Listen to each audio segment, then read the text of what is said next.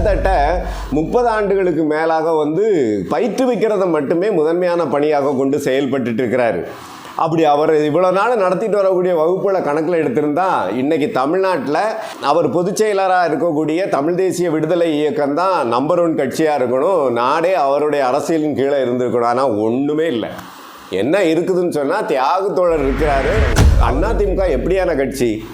ஒரு சாதி ஆதிக்க நில உடைமை சொத்துடைமை வர்க்கங்களுடைய பின்புலத்தில் இயங்கக்கூடிய ஒரு கட்சியே தன்னுடைய பலவீனங்களை அலசுது, விமர்சனங்களை ஏற்றுக்குது, சுய விமர்சனம் என்கிற வகையில் அவங்களுக்கு உட்பட்ட வகையில் அதை செய்கிறாங்கங்கிற போது கம்யூனிஸ்ட் கட்சி எப்படி இருக்கணும்? இப்போ கூட மக்களுடைய அன்றாடம் பிரச்சனைகள்ங்கிற வகையில் பல்வேறு விஷயங்களுக்காக உயிரை கொடுத்து வேலை செய்கிறது யார் செய்கிறாங்கன்னு சொன்னால் தேர்தல் பாதையில் இருக்கக்கூடிய சிபிஐ சிபிஎம் கட்சி தான் செய்யுது.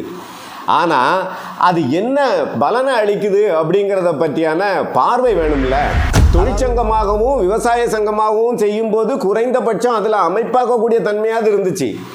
அது இல்லாமல் மக்களுடைய அன்றாட பிரச்சனைகளுக்கு வாங்கி கொடுக்கக்கூடிய நலத்திட்டங்களில் அமைப்பாக்கக்கூடிய வாய்ப்புங்கிறது குறைவானதாக தான் இருக்குது. இந்த அனுபவங்களை துவக்க வேண்டாமா?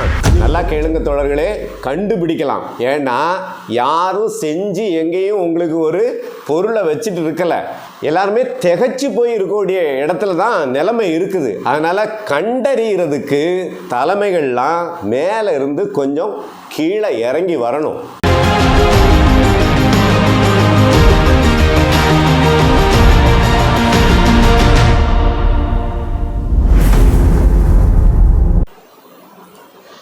வணக்கம் தோழர்களே, மார்க்சிய கல்வி பற்றியான 2வது வீடியோ இது.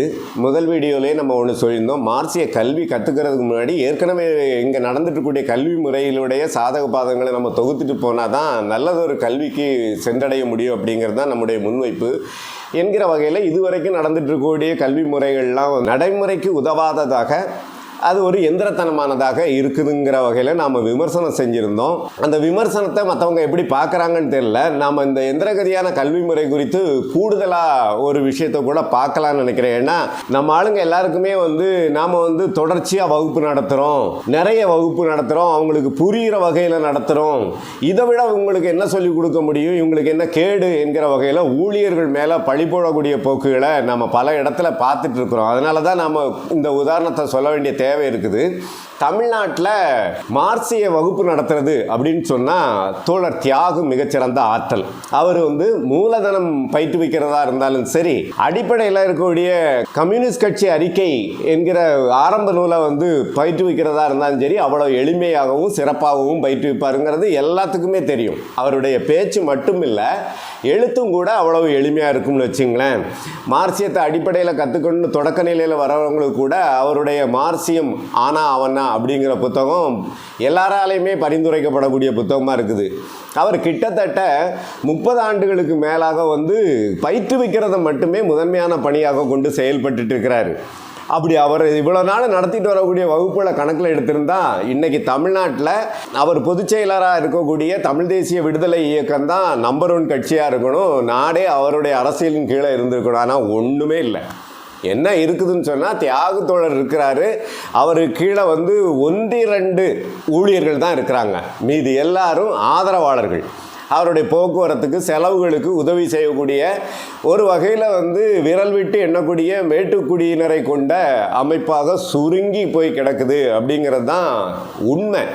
அதனால் நாம் செய்கிறது மட்டும் இல்லை, எல்லாத்தையும் பொதுவான வகையில் பார்த்துக்கிட்டா அதை சுய விமர்சனமாக பார்க்குற பண்பு தானாக வரும். நாம் சிறப்பாக செஞ்சோம், மற்றவங்க சரியாக எடுத்துக்கலை அப்படிங்கிறது ஒரு அதிகாரத்துவமும் வாத்தியார்த்தனமும். முதல்ல அந்த வாத்தியார்த்தனம் ஒழியணுங்கிறது தான் அடிப்படை தேவை. சுய விமர்சனத்தை எடுத்துக்கிட்டோம்னா அதுக்கு ஒரு நல்ல உதாரணம் ஒன்று இருக்குது. இப்போ தமிழ்நாட்டில் அதிமுக கட்சி 2021 தேர்தலில் தோல்வி அடைஞ்சிருச்சு. அதுக்கு இப்போ தலைமையாக பொதுச்செயலராக யார் இருக்கிறாங்கன்னு சொன்னால் எடப்பாடி பழனிசாமி இருக்கிறாப்புல. இந்த தோல்வியை தாங்க முடியாமல் அந்த அணிகள்லாம் 10 தோல்வி பழனிசாமின்னு அவருக்கு பட்டப்பெயர் சூட்டியதோட மட்டும் இல்லாமல் கடுமையாக விமர்சனம் பண்ணுறாங்க. அந்த விமர்சனத்தை அவருடைய வர்க்க வழிநலனில் ஏற்றுக்கிட்டு மாவட்டந்தோறும் கூட்டங்கள் நடத்துகிறாப்புல, அதை தீர்க்கறதுக்கு முயற்சி பண்ணுறாப்புல. அதிமுக எப்படியான கட்சி? ஒரு சாதி ஆதிக்க நில உடைமை சொத்துடைமை வர்க்கங்களுடைய பின்புலத்தில் இயங்கக்கூடிய ஒரு கட்சியே தன்னுடைய பலவீனங்களை அலசுது, விமர்சனங்களை ஏற்றுக்குது, சுய விமர்சனம் என்கிற வகையில் அவங்களுக்கு உட்பட்ட வகையில் அதை செய்கிறாங்கங்கிற போது கம்யூனிஸ்ட் கட்சி எப்படி இருக்கணும்? கம்யூனிஸ்ட் கட்சியோட வளர்ச்சியே எதை அடிப்படையாக கொண்டு இருக்குதுன்னு சொன்னால் சுய விமர்சனம், விமர்சனத்தை அடிப்படையாக கொண்டு இருக்குது. இந்த வரிசைப்படுத்தலே மிக முக்கியமானது.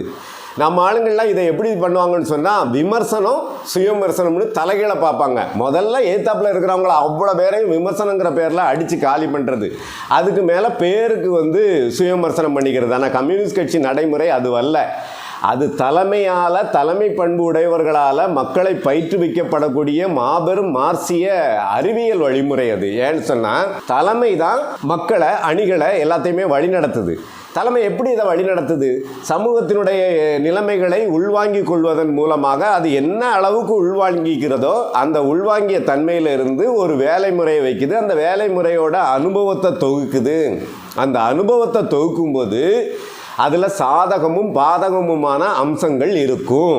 அப்படி இருக்கும்போது இந்த சமூக நிலைமைகளை நாங்கள் இப்படி விளங்கிக்கிட்டோம், இப்படி விளங்கிக்கிட்டதால் இதில் இவ்வளவு சாதகமான அம்சம் உருவாச்சுது, இந்த சமூக நிலைமைகளில் விளங்கி கொள்றதுல நாங்கள் இந்த அளவுக்கு தவறிழைத்தோம், அப்படி தவறிழைத்ததால் இதில் இந்த அளவுக்கு பாதகம் இருக்குது, இதை நாங்கள் திருத்திக் கொள்வதற்கு முயற்சி செய்கிறோம், முயற்சி செய்வதற்கான வழிமுறைகளாக நாங்கள் சிலதை உணர்கிறோம், இந்த உணர்தலையும் உங்கள் முன்னாடி வைக்கிறோம், இந்த சுய விமர்சனத்தை ஏற்றுக்கொண்டு இதை மேலும் செழுமைப்படுத்துவதற்காக உங்களுடைய விமர்சனங்களை முன்வைங்க அப்படின்னு மேலிருந்து வைக்கப்படும். அதை அணிகள்லாம் ஏற்றுக்கிட்டு மக்கள்லாம் ஏற்றுக்கிட்டு தங்களுடைய கருத்துக்களை முன்வைக்கிறதும் அதில் சுட்டி காட்டுறதும் தான் விமர்சனம். அப்போ என்னவா இருக்கணும்னு சொன்னால் சுய விமர்சனம் முதல்ல, விமர்சனம் ரெண்டாவது அப்படிங்கிற இடத்துல அது இருக்கணும். நம்ம ஆளுங்களும் கூட சுயவிமர்சனம் பண்ணுற தலைமையெல்லாம் இருக்க தான் செய்யுது. அதுக்கு நல்ல உதாரணம் என்னன்னு சொன்னால் எல்லாருக்கும் எஸ்ஓசி கட்சி தெரியும்னு நினைக்கிறேன். ஸ்டேட் ஆர்கனைசிங் கமிட்டி, அதாவது மாநில அமைப்பு கமிட்டி. இந்திய அளவில் கட்சி கட்டணுங்கிறத முன் வச்சு இப்போ வரைக்கும் அது கட்ட முடியாத நிலையில் தமிழ்நாட்டுக்குள்ளார இருந்துக்கிட்டு மாநில அமைப்பு கமிட்டியாகவே இருக்கக்கூடிய கட்சி. அதுக்கு கீழே தான் மக்கள் கலை இலக்கிய கழகம் மாதிரியான உறுப்பு அமைப்புகள்லாம் இருக்குது. அந்த கட்சி சமீபத்தில் 3 நாளாக உடஞ்சி போனது எல்லாருக்குமே தெரியும். அதில் ஒரு குழு இப்போ ஒரு அறிக்கை வச்சிருக்குது. அவங்க நீண்ட காலமாக ஒரு பிளீனத்தை நடத்தி என்ன பிரச்சனை நடந்துச்சு அப்படிங்கிற அனுபவ தொகுப்பை வச்சு சுய விமர்சனமாக ஒரு அறிக்கை வச்சிருக்கிறப்ப அந்த அறிக்கையில் என்ன சொல்கிறாங்கன்னா, நாம் நீண்ட கால மக்கள் யுத்த பாதை அப்படிங்கிற ஒரு வழிமுறையை வச்சுருந்தோம். இந்த வழிமுறையை கூட நம்ம கட்சி பின்னடைவை சந்திக்கிறதுக்கான காரணங்களில் ஒன்றாக இருக்குது. நாம் என்ன பண்ணோம்னா பாராளுமன்ற பாதை எல்லாத்தையும் முற்ற முழுக்காக நிராகரிச்சிட்டோம், அது சரியில்லைன்னு தோணுது. அதனால் மக்கள் யுத்த பாதையையும் பாராளுமன்ற பாதையையும் இணைக்கக்கூடிய வகையில் நம்முடைய அணுகுமுறையை ஒழுங்கமைக்கணும் அப்படிங்கிறத சொல்லிக்கிட்டு கூடுதலாக இன்னொரு சிறப்பம்சம் என்னன்னு சொன்னால், ஒரு 100 ஆண்டு காலம் உடைய கம்யூனிஸ்ட் கட்சி இந்தியாவில் மிகப்பெரிய பலவீனத்தை அடைஞ்சிருக்குது, பல்வேறு குழுக்களாக சிதறுண்டு போயிருக்குது, மக்கள் மத்தியில் ஒரு ஆற்றல் மிக்க சக்தியாக இல்லாத நிலைமையில் இருக்குது. இந்த போக்குகள் நீடிக்கிறதுங்கிறது மிகப்பெரிய ஆபத்து. அதனால் நாம் எல்லா பலவீனத்தையும் களையிறதுக்கு முன்னோடியாக சிதறி கிடக்கிறவர்கள்லாம் ஒன்றிணைகிறதையும் நாம் இலக்காக கொண்டிருக்கணும். அதுக்கு எல்லா கட்சிகளோடையும் தேர்தல் பாதையில் இருக்கிறவங்க, மற்ற அரசியல் வழிமுறைகளை வச்சிருக்கிறவங்க எல்லார்ட்டையும் ஒற்றுமையை ஏற்படுத்தக்கூடிய அணுகுமுறையை வைக்கணுங்கிறாங்க. பார்க்குறதுக்கு எவ்வளவு மகிழ்ச்சியாக இருக்குது. ஆனால் அதுக்கு அடுத்தாப்பில் சொல்கிறாங்க, இங்கே ஒவ்வொரு கட்சிகளும் என்ன பிரச்சனையை சந்திச்சிருக்குதுன்னு சொல்லும்போது சிபிஐ சிபிஎம் கட்சி எல்லாம் தேர்தல் பாதையில் விழுந்து சீரழிஞ்சு போயிட்டாங்க அப்படின்றாப்புல. இது எங்கேயாவது உருப்பிடுமா? சீரழிஞ்சு போயிட்டாங்கன்னா அப்புறம் நீங்கள் பாராளுமன்ற பாதையை நீங்கள் மட்டும் போனால் அதை எப்படி பண்ணிவிடுவீங்க? சீரழிஞ்சு போயிடுச்சுன்னு ஒரு கட்சிக்கு முத்திரை குத்தின பிறகு அவங்களோட ஒற்றுமையை பற்றி எப்படி பேசுவீங்க? இதுதான் நம்ம ஆளுங்கிட்ட இருக்கக்கூடிய சுய விமர்சனங்கிற பேரில் இருக்கக்கூடிய அகம்பாவம். அதாவது பேர் தான் சுய விமர்சனம், பண்ணுறதெல்லாம் என்னென்னா நாங்கள் பிரச்சனையெல்லாம் வச்சுருக்கிறோம், ஆனாலும் அதை சரி பண்ணுறது கூட எங்களால் தான் முடியும், மற்றவங்க எல்லாம் ஒன்றுக்கு லாயக்கு இல்லாதவங்க.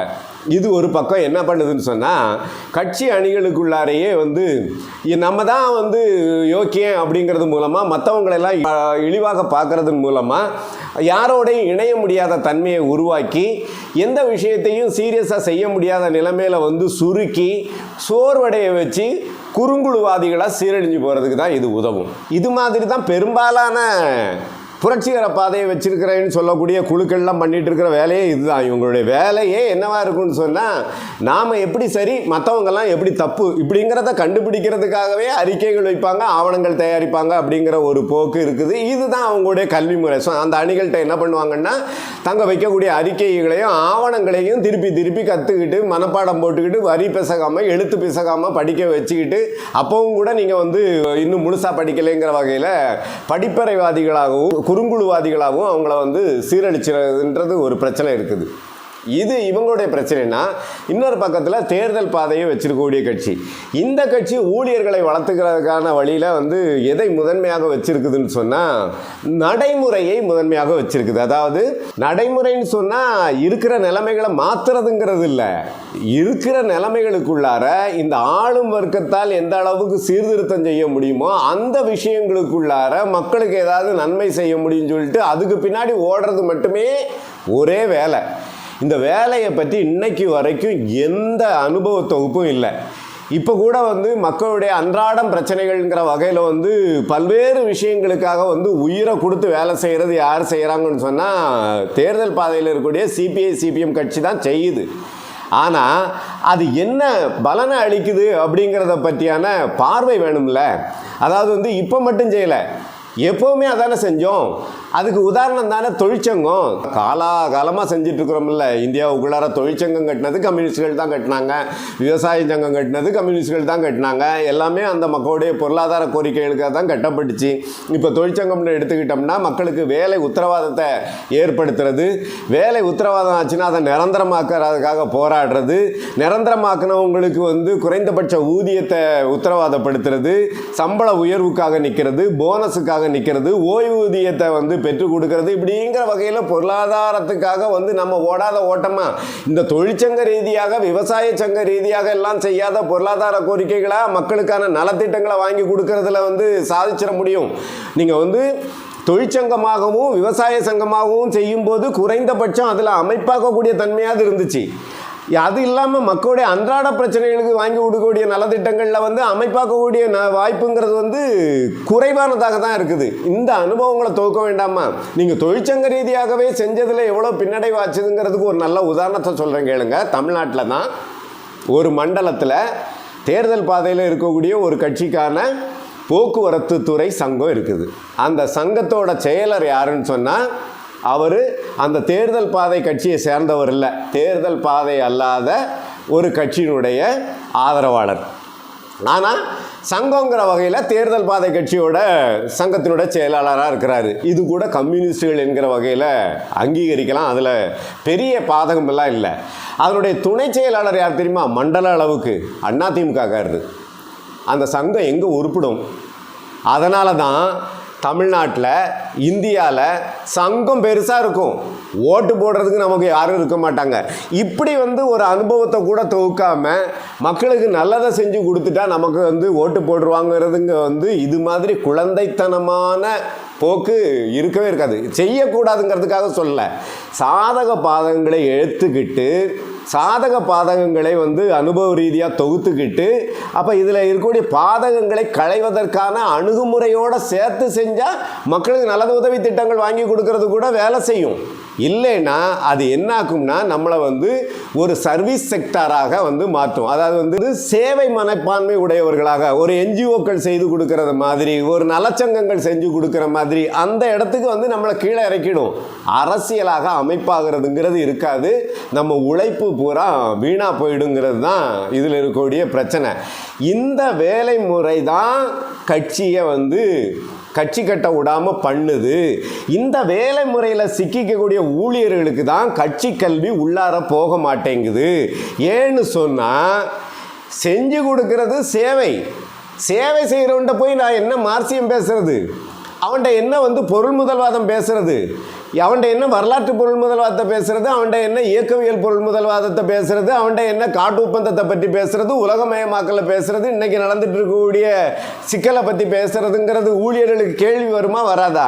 எந்த வகையிலையும் யாரோடையும் பேச முடியாத, யாரோடையும் பகிர்ந்து கொள்ள முடியாத, அதன் மூலமாக பலனை உருவாக்க முடியாத ஒரு கல்வி முறையை யாராலையும் பற்றி கொள்ள முடியுமா? அவசியம் இல்லாததை யாருமே எடுத்துக்கொள்ள மாட்டாங்கிறதுக்கு மார்க்சியமும் மார்க்ஸும் தான் சிறந்த உதாரணம். மார்க்ஸ் என்ன சொல்லுவார்னா, சொர்க்கத்துக்கே அனுப்புறதா இருந்தாலும் தடியால் அடித்து அனுப்ப முடியாது அப்படிம்பாப்புல. அதனால் அவசியம்னு ஒருத்தங்க புரியணும். அப்போது மார்க்சியம்ங்கிறது நடைமுறைக்கானது, மார்க்சிய கல்விங்கிறதுக்கு நடைமுறைக்கானது. நீங்கள் இப்போ மக்கள் நல திட்டங்களை நிறைவேற்றுறதுக்கான கல்வி முறை அவங்களுக்கு அளிக்கணும்னா நீங்கள் என்ஜிஓக்கள் கல்வி தான் அளிக்க முடியும். அவங்களுக்கு இன்னென்ன திட்டங்கள்லாம் இருக்குது, இதெல்லாம் உலக வங்கி வலியுறுத்துது, அந்நிய மூலதனம் இப்படியெல்லாம் வருது, இது மூலமாக மக்களுக்கு இந்தந்த வாய்ப்புகள்லாம் கிடைக்கிறதுக்கானதாக இருக்குது, இது மூலமாக இவ்வளோ சலுகைகளை வாங்கி கொடுக்கலாம் அப்படின்னு ஒரு விஷயத்தை நீங்கள் எடுத்து பாருங்கள்.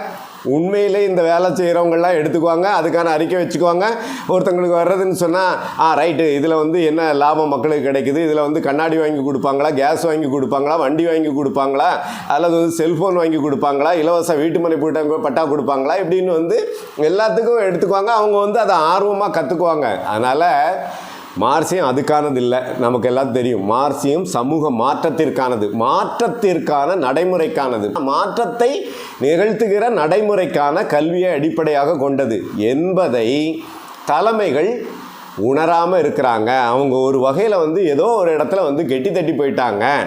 இந்த போக்கு முறியடிக்கப்படணும். இதுக்கு என்ன இது இருக்குது, நாம் ஏற்கனவே சொன்னோம், சுய விமர்சனம் என்கிற பண்பு தலைமைகள்கிட்ட உருவாகணும். இத்தனை ஆண்டு காலமாக, 100 ஆண்டு காலமாக கம்யூனிஸ்ட் கட்சி சந்தித்த பிரச்சனைகள் என்ன, எங்கே தேங்கி நிற்கிறோம் அல்லது பின்னடைவை சந்திக்கிறோம் அப்படிங்கிறத இது பண்ணணும். அப்போ நம்ம இதை பற்றி தெரியாமலே இருந்துட்டு இருக்கக்கூடிய தலைமைகள் தான் மட்டுமே சுயமாக சிந்தித்து இந்த இடத்த கண்டடைய முடியுமா? முடியாது. அப்படின்னா இதை பற்றிய வாத பிரதிவாதங்களை உருவாக்கணும், விவாதங்களை உருவாக்கணும், அக்கறையுடையவர்கள்ட்ட உருவாக்கணும். அது ரொம்ப முக்கியமானது. நீங்கள் எந்த நோக்கமே இல்லாமல் பொது இடத்துல கொண்டு போய் இதை வச்சுருந்தீங்கன்னா மாற்று போக்கினர்கள்லாம் அதான் நாங்கள் அப்போவே சொல்லிட்டோம்ல, நீங்கள் எல்லாம் ஒன்றுக்கும் ஆகாதவங்க தானே, உங்களாலெல்லாம் ஒன்றும் செய்ய முடியாதானே, நீங்கள் இந்தியாவுக்கு பொருந்தாதவங்க தானே அப்படிங்கிற இதுக்கு தான் உதவும். அதனால் சமூக மாற்றத்தை நேசிக்கிற அக்கறையுடையவர்கள் மத்தியில் இந்த விவாதங்களை உருவாக்குகிற ஆரோக்கியமான சூழலுக்கு தலைமை முன்கையை எடுக்கணும். அதை எங்கேருந்து உருவாக்குவீங்க? இப்போ தமிழ்நாட்டில் இந்த விஷயத்தை இது பண்ணுறது சொன்னால், இன்னமும் சமூக மாற்றத்தை நேசிக்கிற, கம்யூனிஸ்ட் கட்சியை நேசிக்கிற, மார்க்சியத்தை நேசிக்கிற அறிவுத்துறையினரும் இருந்துட்டு இருக்கிறாங்க. அவங்க கட்சிகள் மீது ஏக்கத்தோடு இருக்கிறாங்க. இந்த கட்சிகள் வளரணுமே, மாற்றம் வரணுமே, இது மக்களுக்கு தலைமை தாங்கிறதாக மாறணுமேங்கிறத கனவாக கொண்டிருக்கிறாங்க. அப்படி இருக்கிறவங்களோட கண்டறிந்து அவர்களோடு உரையாடலை தொடங்கணும். இதை முதல் கட்டமாக செய்ய தொடங்கினா சமூகத்தை ஓரளவுக்கு புரிஞ்சுக்கிறதுக்கும் மக்களுக்கு அன்றாட தேவையை நிறைவேற்றி கொடுக்கறதோட சேர்ந்த வகையில் அவங்கள அடுத்த கட்டத்துக்கு நகர்த்துறதுக்குமான வழிமுறைகளை கண்டுபிடிக்கலாம். நல்லா கேளுங்க தோழர்களே, கண்டுபிடிக்கலாம். ஏன்னா யாரும் செஞ்சு எங்கேயும் உங்களுக்கு ஒரு பொருளை வச்சுட்டு இருக்கலை, எல்லாருமே திகச்சு போய் இருக்கக்கூடிய இடத்துல தான் நிலைமை இருக்குது. அதனால் கண்டறிகிறதுக்கு தலைமைகள்லாம் மேலே இருந்து கொஞ்சம் கீழே இறங்கி வரணும். அக்கறை இருக்கிறவர்களோட கலந்து உரையாடணும். இந்த போக்கு தொடங்கினா மார்க்சிய கல்வி மட்டுமில்லை, மார்க்சிய கல்வி என்பது நடைமுறைக்கானது என்கிற வகையில் கம்யூனிஸ்ட் கட்சியும் அடுத்த கட்டத்துக்கு போகும். அது எங்கே தடுக்குது, அது நடக்குமா என்பதை பற்றி நாம் அடுத்த வீடியோவில் பேசுவோம். நன்றி, வணக்கம்.